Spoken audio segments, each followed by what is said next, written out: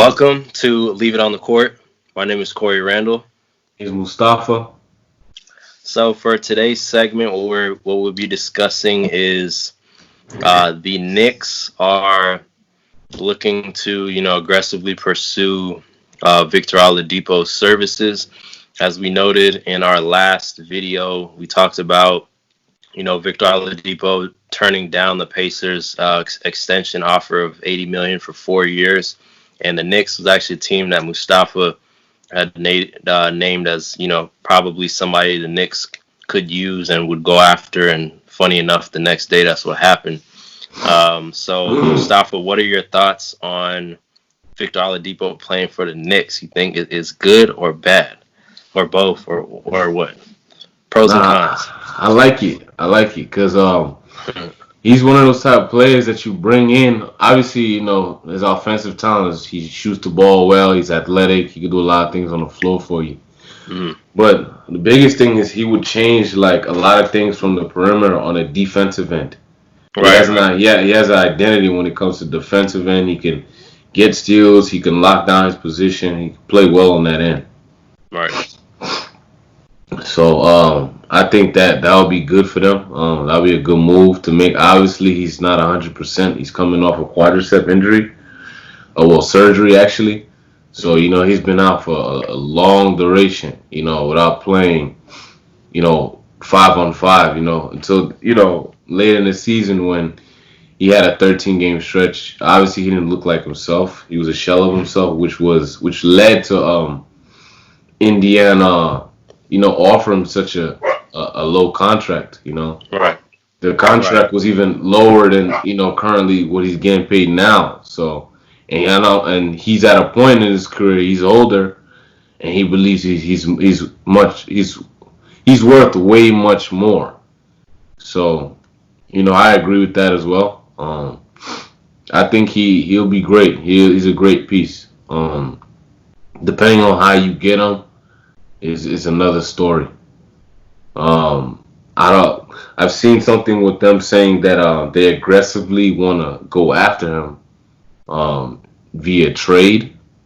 I think they can do it if it's a situation where it's like, all right, he got 1 year left on this contract, and we don't give up too much for him. Then that could be a situation where it's a steal, where it's like, all right, you get him and you look to sign him. However, if they have to give up too much to get him, I don't think it's worth it at that point. You might as well wait for free agency to go ahead and make that happen. I don't know. What are your thoughts on that? So, my thoughts. I like Oladipo. I liked Oladipo all the way from when he was actually, attending University of Indiana. But I'm not sure. He seems like a guy who's a perennial all-star. Definitely, he's all-star caliber guy. Definitely could play his way into being one of the best two-way players in the league. I don't know if you get him. I think like for championship aspirations, I think he could be like your second guy. Definitely 1A on the team. Yeah, like a 1A guy. I don't think he could be like your main guy. I don't think he is that good enough to do that. But definitely, like Stephen A. stated before, the Knicks, he's like anything, is better for the Knicks to make a move. And I think that would be a nice move in the right direction. And maybe by doing that, you could go after some other guys who would want to team up with Oladipo. You may be able to, granted, Chris Paul's situation may be kind of tough, but you may be able to work something out there and maybe get another guy who's, a pretty good player to kind of push the Knicks in the right direction and create some type of identity of trying to become a better organization. And then that can help you to reel in free agents in the future. There's a lot of it right now is just a lot of players don't trust the Knicks organization to want to go and play there. But if they turn that around, hopefully Leon Rose can. That'll turn things in the right direction. And I think going after him will be a good fit. I don't know how much more money he's necessarily trying to look for, maybe $100 million. But if he's looking for a max deal, A guy like that looking for a max deal. He believes before the injury he played his way into it. I mean, he helped that team become a playoff team, a Hmm. pretty formidable threat, in the East. Right. Obviously not a championship team yet, which was Indiana's problem. Like, all right, we go ahead and give him the max and the other players that we do want to sign, re-sign on the team. This team still not good enough to go ahead and make a finals run, or finals push. So that's the dilemma that they're going against, and I'm pretty sure they're gonna weigh that option in. Right.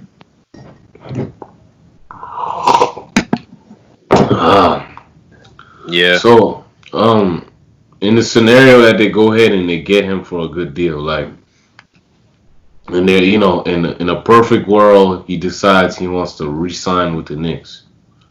Um, who do you believe They should surround him with, like, who will be that next player, or who do you believe will be the guy to go after? To go after. Ah, I know you mentioned on the last episode you talked about Lauren marketing. I think that would be very, very big. Because not only do I think that would help the team with space in the floor, but I think having a player there will also expand. It's like a kind of two wins in one situation. You have a guy that comes in that can space the floor, help out the team as a whole, but then it really benefits Mitchell Robinson for his bro. talents as well. Yeah, his growth. As far as getting a point guard, it's kind of tough because that's why I like Chris Paul there so much because of how great of a passer he is. I think if you have a point guard who's not, who's maybe a great scorer but not like the best passer, I don't know how that's gonna work with Mitchell Robinson. That might kind of hinder him where he's just trying to just get rebounds and that's pretty much it. I can't even think of like any real other point guards outside of Chris Paul that I really think would go in there would be a huge benefit for them.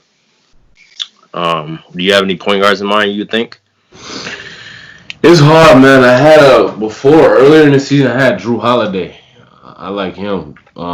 Just the fact Mm, he's right there. I think he turns 30 this year. Um, but I think he's still got a lot left of the game. He's a defensive stud.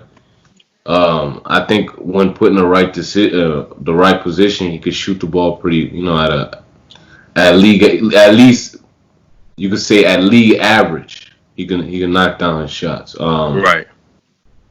And he's crafty. He's a lot of things he could do. Obviously he would have to elevate his play, and he have to elevate it consistently for them to be pretty good. And for Mm, it to be worthwhile.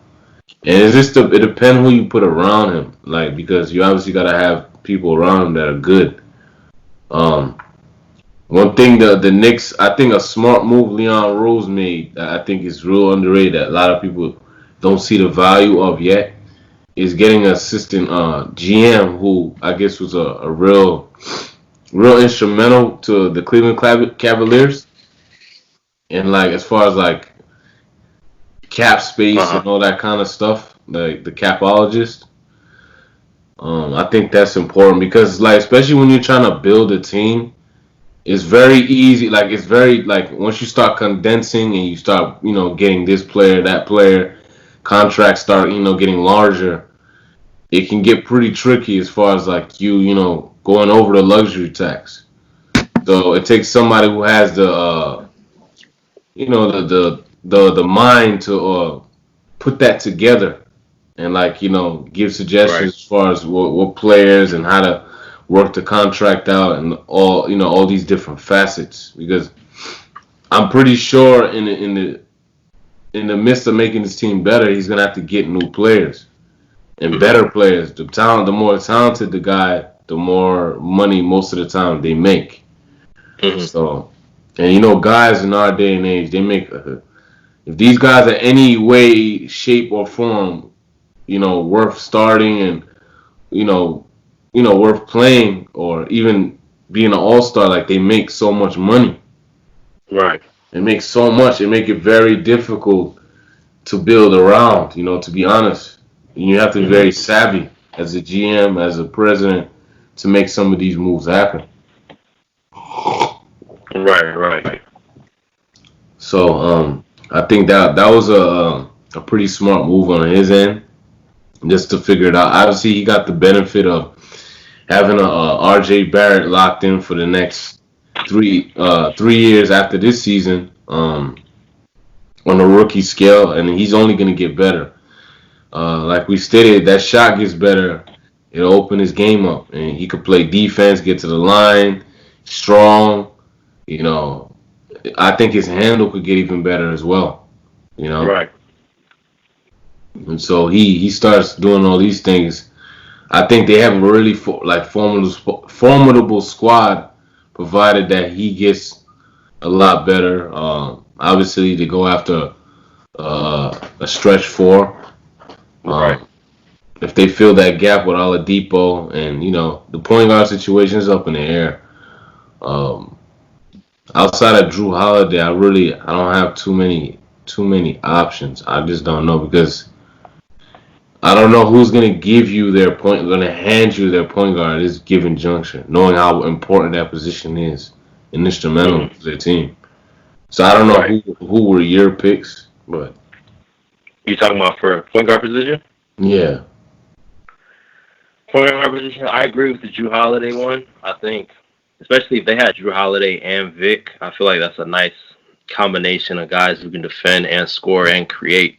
I think getting Victor Oladipo too, the Knicks need to be able to get guys who can also, who are also good free throw shooters. This season, the Knicks are last in free throws.